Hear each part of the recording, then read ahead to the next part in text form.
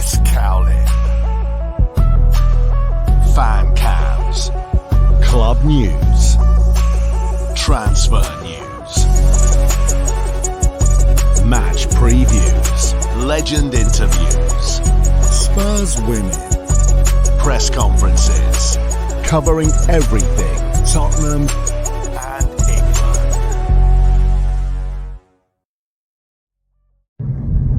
Welcome back to the channel. Hope you're all keeping well. This is another edition of Premier League predictions, match week 24. If you're watching this on YouTube, please do hit that subscribe button, like, share and comment below. And if you're listening to this on an audio platform, please do hit that follow button and leave a review if you can. Now, of course, last week I took on Spurs YouTuber Lee the Dorset Spur. He got 1 correct score and 4 correct results. I got 1 correct score and 3 correct results, giving Lee the win last week of 13-11. The guests are still in the lead overall, 55-47. Now this week I take on another Spurs YouTuber, Jose Garcia, and the 10 games are as follows. 7 games on Saturday: Manchester City against Everton, Fulham against Bournemouth, Liverpool against Burnley, Luton take on Sheffield United, Spurs take on Brighton, Wolves against Brentford, Nottingham Forest take on Newcastle. 2 games on Sunday: West Ham take on Arsenal and Aston Villa take on Manchester United. And the Monday night game is Crystal Palace against Chelsea.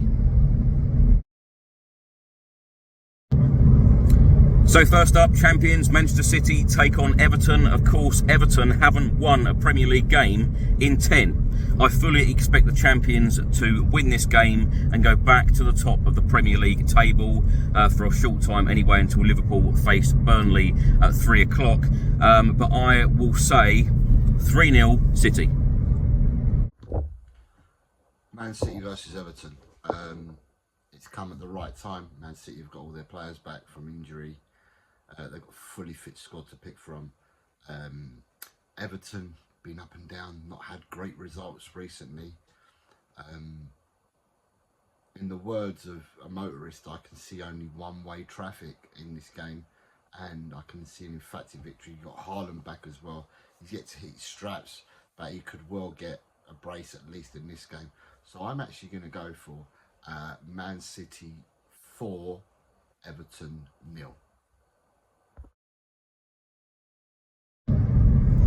Fulham against Bournemouth. I think that this game's got a draw written all over it. I'm going to go for a 1-1 draw. Fulham versus Bournemouth at the Cottage. Difficult game to predict. Fulham look really good when they turn up on their day, and Bournemouth have been playing well of late. 2 teams that are going to be fighting for around the same places in the league.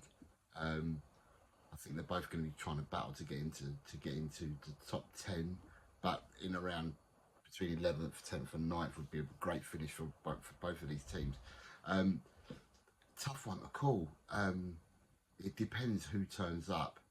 I'm going to take this game to go with the home team. I'm going to go Fulham 3, Bournemouth 2. Liverpool against Burnley. I fully expect Liverpool to win at Anfield. Of course, Jurgen Klopp is leaving at the end of the season, and I think Anfield will be a real fortress. Of course, it is already, but I just think it's going to be even stronger this season with the news that Jurgen Klopp is leaving. Burnley, of course, are bottom of the Premier League table, had a tough time since coming up from the Championship. I'm going to go for a 4-0 Liverpool win. Game at Anfield on Saturday, Liverpool versus Burnley. Liverpool, only player that they've got missing is probably Salah and Szoboszlai at the moment.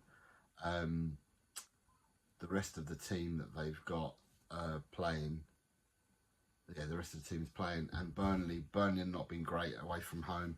And they've actually been taking Tonkins away from home, to be honest with you.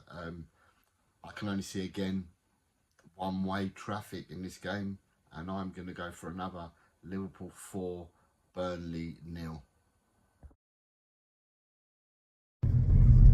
Luton against Sheffield United. I'm actually expecting a Luton win, a home win against Sheffield United. Of course, Sheffield United got absolutely battered at home against Aston Villa last weekend. I'm going to go for a 2-1 Luton win.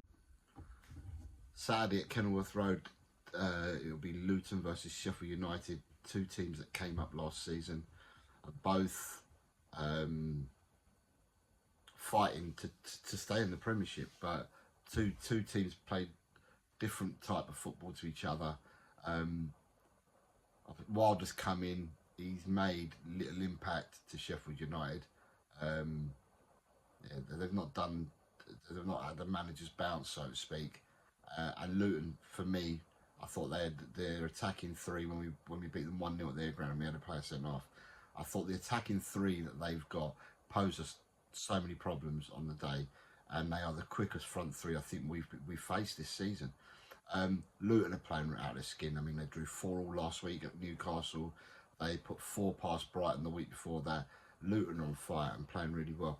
And yeah, to me, I can only see another home victory. And with this one, I'm going to go Luton 3, Sheffield United 0.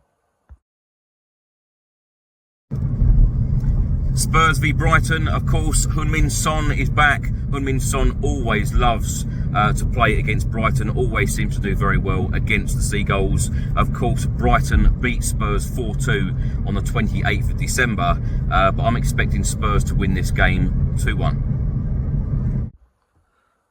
On to the big game at White Hart Lane, the Tottenham Hotspur Stadium between Tottenham and Brighton.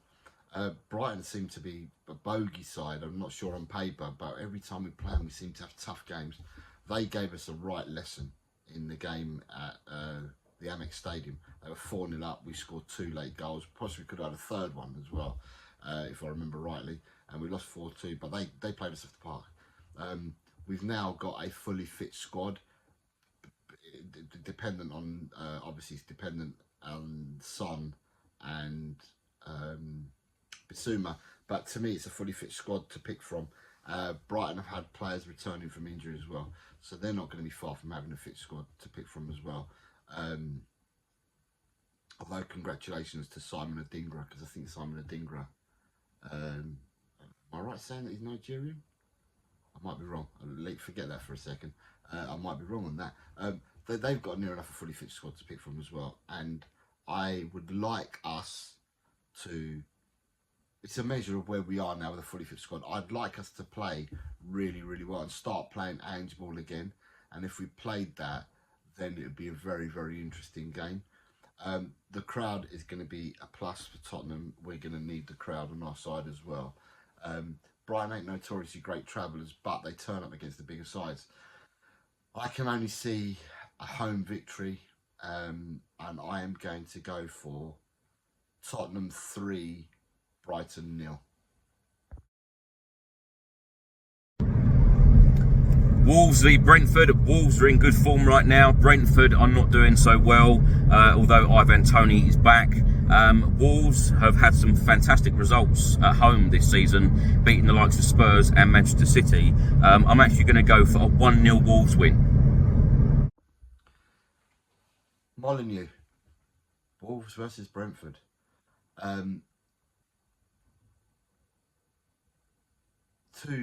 Wolves are an informed side. Wolves have been playing really, really well. They've come off the back of beating Chelsea 4-2 away last week. And Brentford have come away with a 3-1 loss to Manchester City. And prior to that, they were beaten 3-2 by us at Tottenham Hotspur Stadium. I think Brentford still miss Vissa and Mbeumo, and their preferred formation would be with them two in it. However, you've had Maupay causing mayhem for the right and wrong reasons, playing up front with Toney, but Wolves have looked immense. They've now got Pedro Neto back. Matheus Cunha, I think, has been sublime all season for them, and whether they get Hwang Lee Chang back because South Korea are out of the cup, or whether they pursue with Pedro Sarabia, it makes them a formidable front three. They have workhorses in midfield. I'm not going to say they're the most gifted players, but they've got workhorses in midfield, and they've got a workhorse back four. So to me, I can only see another home victory here, and I'm going to go for Wolves 3, Brentford 1. Nottingham Forest v Newcastle. Of course, it wasn't long ago that Nottingham Forest went to St James's Park and got the win. Of course, Chris Wood coming up with the goods. But I think that Newcastle are going to be too strong for Forest on Saturday, and I'm expecting a 2-1 Newcastle win. Over to the City Ground, and it's Forest versus Newcastle.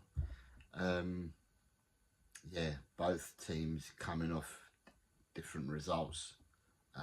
Newcastle still have players out, although they still got players out because Isak's now injured for them as well. So they still got players out. They played well in the last game, Newcastle. They played well in the last couple of games, in fact, Newcastle. And Forest, since Nuno's gone there, Forest look like they got teeth. They look like they want to battle. They want to play for the manager. So you're definitely getting a new manager's bounce there.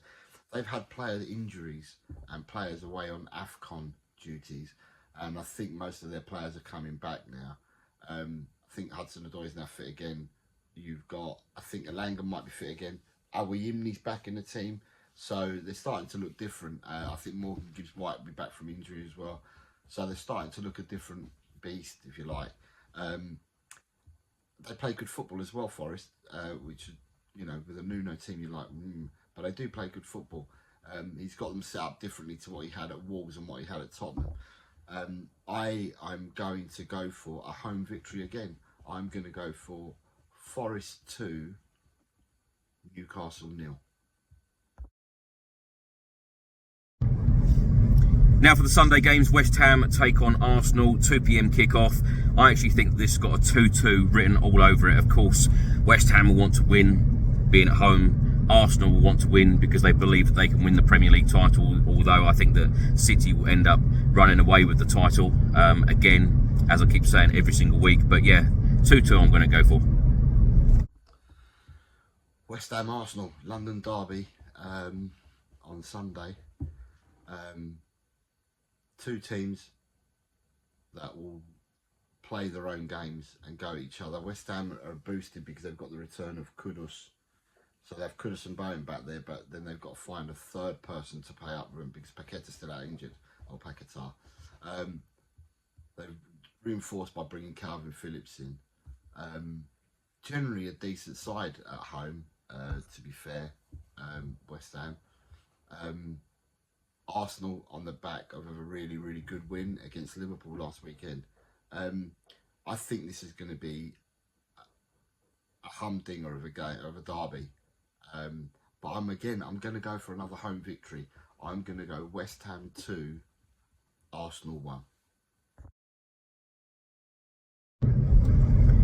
Aston Villa against Manchester United. Of course, Aston Villa have just gone out of the FA Cup against Chelsea, but they do have an exceptional home record this season in the Premier League. And Manchester United, you never ever know what you're going to get with Manchester United. It's either a win or a defeat. They don't draw many games, and their performances haven't been very strong this season either. I'm going to go for a Villa win, 1-0. Big game at Villa Park, following on from their worst performance of the season in the Cup against Chelsea, where they were beaten 3-1.